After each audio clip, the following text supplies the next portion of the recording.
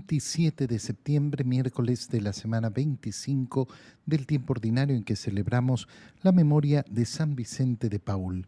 Por la señal de la Santa Cruz de nuestros enemigos, líbranos, Señor Dios nuestro, en el nombre del Padre, y del Hijo, y del Espíritu Santo. Amén. Señor mío y Dios mío, creo firmemente que estás aquí, que me ves, que me oyes, te adoro con profunda reverencia, te pido perdón de mis pecados y gracia para hacer con fruto este tiempo de lección divina. Madre mía Inmaculada, San José, mi Padre y Señor, Ángel de mi guarda, interceded por mí. En este día, miércoles, continuamos con la lectura del libro del profeta Esdras, capítulo 9, versículos 5 al 9. Yo, Esdras, al llegar la hora de la ofrenda de la tarde, salí de mi abatimiento y con la túnica y el manto rasgados, me postré de rodillas, levanté las manos al Señor mi Dios y le dije: Dios mío, de pura vergüenza no me atrevo a levantar el rostro hacia ti, porque nuestros pecados se han multiplicado hasta cubrirnos por completo, y nuestros delitos son tan grandes que llegan hasta el cielo. Desde el tiempo de nuestros padres hasta el día de hoy hemos pecado gravemente, y por nuestros pecados nos has entregado a nosotros, a nuestros reyes y a nuestros sacerdotes en manos de reyes extranjeros, para que nos maten, nos destierren, nos saquen y nos insulten como sucede al presente. Pero ahora, Señor Dios nuestro, te has compadecido de nosotros un momento y nos has dejado algunos sobrevivientes que se han refugiado en tu lugar santo. Tú, Dios nuestro, has iluminado nuestros ojos y nos has reanimado un poco en medio de nuestra esclavitud, porque éramos esclavos, pero tú no nos abandonaste en nuestra esclavitud, sino que nos granjeaste el favor de los reyes de Persia, para que nos perdonaran la vida y pudiéramos levantar tu templo y restaurar sus ruinas, y tuviéramos así un refugio en Judá y en Jerusalén. Palabra de Dios. El libro de Esdras que estamos leyendo no es un libro que sigue una línea cronológica de sucesos, sino que muestra sobre todo aquellas cosas más importantes que sucedían en este tiempo de destierro, sobre todo al final de este gran destierro que ha tenido Israel por la infidelidad justamente de los israelitas. Y se nos ha mostrado por eso en estos últimos días cómo el rey de Persia ha permitido a los israelitas volver a Jerusalén y reconstruir el templo que ha sido destruido. 6 años ha tomado más o menos esa construcción del templo, y después se ha visto cómo han empezado esas fiestas hasta celebrar la Pascua. Pero eso no significa que los israelitas se hayan convertido del todo y estén haciendo las cosas como Dios quiere. Siempre están esas infidelidades, siempre están esos modos de actuar contrarios a la alianza con el Señor. Siempre están los pecados. Y por eso es que ya habíamos visto en nuestra lectura cómo la lectura de Esdras nos hace recapacitar en esa visión simbólica de la vida de cada uno, de cómo efectivamente tenemos la oportunidad de reconstruir nuestra vida continuamente en la gracia del Señor. Lo que acabamos de leer es esa oración de Esdras en favor del pueblo de Israel. ¿Por qué? Porque Esdras ha llegado a Jerusalén y contempla las acciones que están realizando los israelitas y ve cómo efectivamente no se están comportando como el pueblo de la alianza, y teme volver a tener que enfrentar los castigos que ya el pueblo ha tenido que enfrentar por su infidelidad. Y entonces es así que se nos comienza a contar cómo Esdras, al llegar la hora de la ofrenda de la tarde, sale de su abatimiento, es decir, de su tienda, y con la túnica y el manto rasgados. ¿Qué significan la túnica y el manto rasgados? Significa justamente una disposición de piedad, de pedir perdón. Significa justamente cómo enfrenta Esdras este momento penitencial. Un signo penitencial va a ser justamente ese rasgar la túnica y el manto. Se presenta además en una postura sacerdotal. La túnica y el manto nos recuerdan al sacerdote. Y entonces, como sacerdote, se postra de rodillas, levanta las manos al Señor su Dios y comienza su oración. Qué bonito es fijarnos cómo ese acto penitencial entonces empieza con un signo penitencial. El signo penitencial en este momento es la túnica y el manto rasgados, pero además ese postrarse, ponerse de rodillas, levantar las manos hacia el Señor. Las posturas no determinan lo que sucede con nuestro corazón, pero ayudan por supuesto. Por eso tenemos que tener la costumbre de ponernos de rodillas, de hacer que nuestro cuerpo tenga posturas penitenciales. A mí me gusta orar, pero yo no entiendo por qué hay que arrodillarse. Hermano mío, pruébalo. Prueba la humildad física de ponerte de rodillas.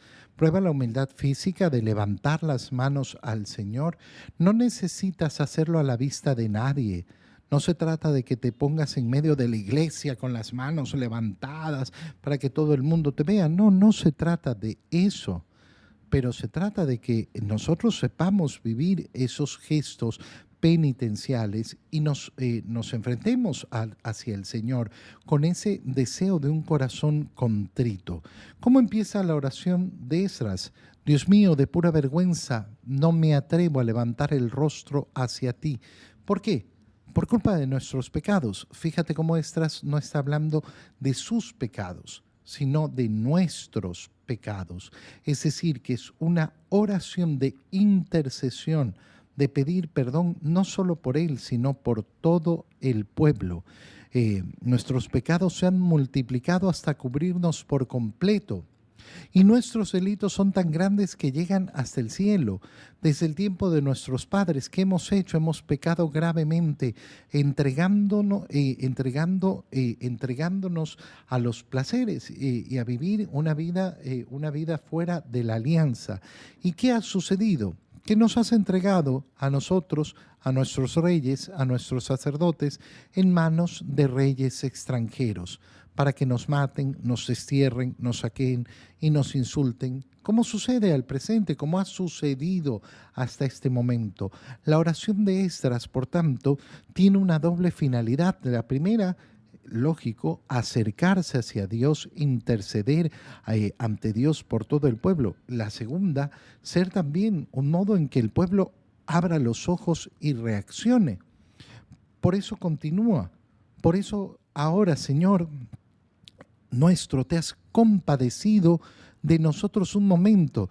Entonces se ha recordado lo que se ha vivido por culpa del pecado y cómo en este momento algunos sobrevivientes han tenido la potestad de poder vivir iluminados, de poder volver de esa esclavitud. Éramos esclavos, pero tú no nos abandonaste en nuestra esclavitud, sino que nos granjeaste el favor de los reyes de Persia, que han querido que el pueblo regrese a Jerusalén y reconstruya el templo para que nos perdonaran la vida y pudiéramos levantar tu templo y levantar las ruinas y tuviéramos así un refugio.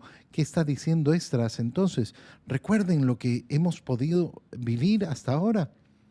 Pero si Dios ha permitido esto y los reyes de Persia nos han permitido volver a Jerusalén, reconstruir el templo, no volvamos a estropear todo, no volvamos hacia atrás, no volvamos hacia los pecados. Y qué bonito es entonces, a la luz de esta lectura, elevar también nosotros nuestra oración penitencial y pedir por el pueblo pedir por todos, pedir por los grandes pecados que se cometen en el mundo, pedir por las grandes ofrendas que recibe el Señor en el mundo y pedir, lógicamente, que tengamos esa convicción de no volver al pecado, de no seguir esclavizados, de no seguir en esa condición. En el Evangelio, leemos el Evangelio de San Lucas, capítulo 9, versículos 1 al 6. En aquel tiempo, Jesús reunió a los 12 y les dio poder y autoridad para expulsar toda clase de demonios y para curar enfermedades. Luego, los envió a predicar el reino de Dios y a curar a los enfermos. Y les dijo, no lleven nada para el camino, ni bastón, ni morral, ni comida, ni dinero, ni 2 túnicas. Quédense en la casa donde se alojen hasta que se vayan de aquel sitio. Y si en algún pueblo no los reciben, salgan de ahí y sacúdanse el polvo de los pies en señal de acusación. Ellos se pusieron en camino y fueron de pueblo en pueblo, predicando el Evangelio y curando en todas partes. Palabra del Señor. Este es el primer envío misionero del Señor, el que acabamos de leer. Estamos en el capítulo 9 de San Lucas. ¿Y cuál es ese primer envío? Envía Jesús a los 12. Nos ha mostrado el Evangelio de Lucas cómo el número de discípulos del Señor va creciendo, cómo hay mucha gente que comienza a seguir a Jesús, pero nos ha mostrado también cómo ha elegido a esos 12. Y en este momento, en ese primer envío misionero, no envía a muchos discípulos, envía en primer lugar a los 12. Los 12 son los primeros que tienen que vivir ese envío, ese ir a anunciar la palabra de Dios, ir a anunciar el Evangelio. Y es precioso cómo comienza ese envío. ¿Por qué? Porque nos dice que Jesús les dio poder y autoridad para expulsar toda clase de demonios y para curar enfermedades. Es decir, el Evangelio se transmite, la misión evangelizadora de la Iglesia, la misión que van a desarrollar los 12 en primer lugar y después la Iglesia, se realiza con el poder y la autoridad que reciben de Jesús. ¿Dónde está ese poder y esa autoridad hoy? Bueno, algunas personas creen que el tema de expulsar toda clase de demonios significa simplemente realizar un exorcismo. No, hermanos míos, la expulsión de los demonios se realiza principalmente en la celebración de los sacramentos. Ahí está el gran poder de la Iglesia, el gran poder donde se transmite la gracia salvadora de Cristo. La primera expulsión de los demonios se realiza en el bautizo. La segunda expulsión se realiza en cada confesión. Cada vez que celebramos la Santa Misa se está expulsando al demonio. Ahí donde se vive la fecundidad de los sacramentos en la Iglesia, se está realizando ese poder. También se va a realizar en esa forma individual de luchar contra el demonio, pero se realiza sobre todo en esto. ¿Y dónde está la autoridad? En la enseñanza que se da. Cuando la Iglesia enseña lo que Cristo ha enseñado, lo hace con autoridad. ¿Por qué? Porque es un saber verdadero, que cada uno de nosotros está llamado a reconocer o no. Por eso tenemos la libertad de aceptar efectivamente esa autoridad. Pero el Señor le ha entregado ese poder y esa autoridad. Dice, para curar además enfermedades.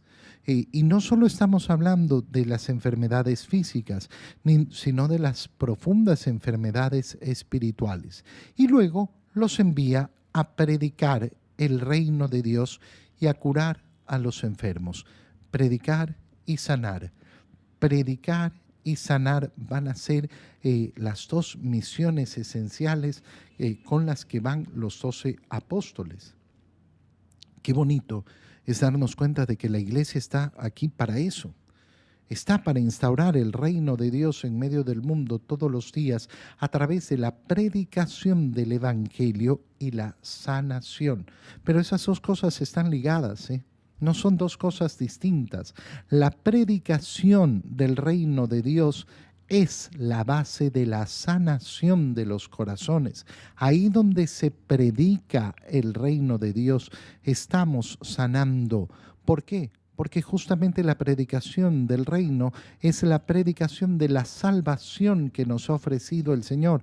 Y la salvación es la sanación principal, la sanación del pecado original, la sanación de nuestros pecados, la posibilidad de vivir la misericordia de Dios. Ahora, ¿cómo los envía? Y esto es precioso. No lleven nada para el camino, ni bastón, ni morral, ni comida, ni dinero, ni dos túnicas. No lleven absolutamente nada. ¿Por qué? ¿Por qué los 12 no deben llevar nada? Porque la predicación del reino de Dios tiene que hacerse basada en la confianza en Dios. ¿Por qué? Porque lo primero que van a tener que enseñar es justamente esa confianza. ¿Cómo voy a llevar el anuncio del reino? ¿Cómo voy a llevar la salvación que ofrece el Señor, la sanación profunda a las almas, a los corazones, si no confío en Dios? Si en la base de nuestra fe no está la confianza en Dios, entonces no vamos a tener fe. Y si no tenemos fe, entonces todo lo demás es inútil. No va a servir de absolutamente nada.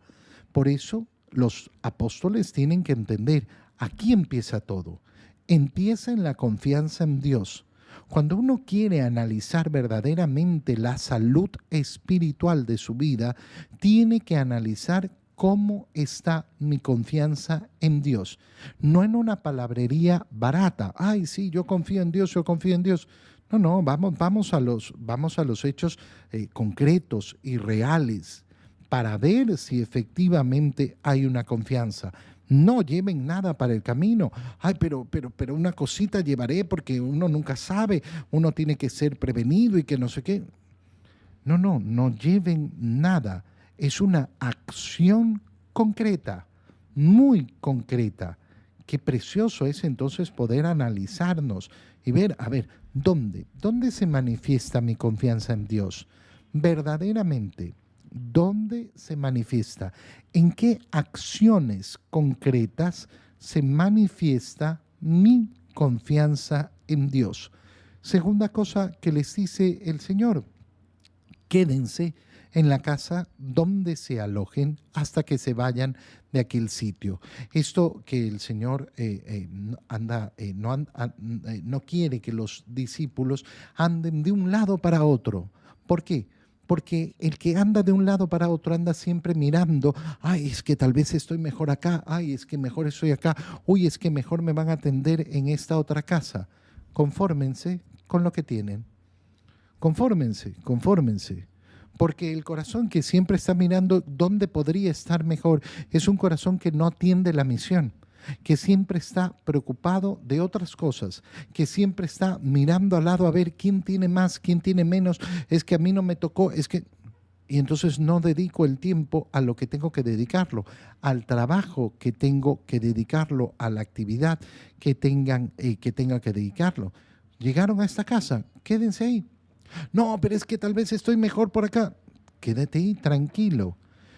Y si en algún pueblo no los reciben, dice al final el Señor, salgan de ahí, sacúdanse el polvo de los pies en señal de acusación. Es decir, ¿qué se está diciendo el Señor? Si no los reciben, tranquilos, llegará el día del juicio. Ustedes no son enviados a realizar el juicio. Que no los han querido escuchar, que no han querido escuchar el Evangelio. Bueno, vivan la libertad. No vas a obligar a nadie a creer, porque el camino de la fe nunca va a ser obligatorio. Y el que no quiera recibir el Evangelio, bueno, ya se lo verá él en el juicio, no tú. Tú no tendrás que ser el que lo juzgue. Te doy gracias, Dios mío, por los buenos propósitos, afectos e inspiraciones que me has dedicado en esta meditación. Te pido ayuda para ponerlos por obra. Madre mía Inmaculada, San José, mi Padre y Señor, Ángel de mi guarda, interceded por mí. María, Madre de la Iglesia, ruega por nosotros. Queridos hermanos, reciban mi bendición para que el Señor los cuide, los proteja y los guíe en el nombre del Padre, y del Hijo, y del Espíritu Santo. Amén.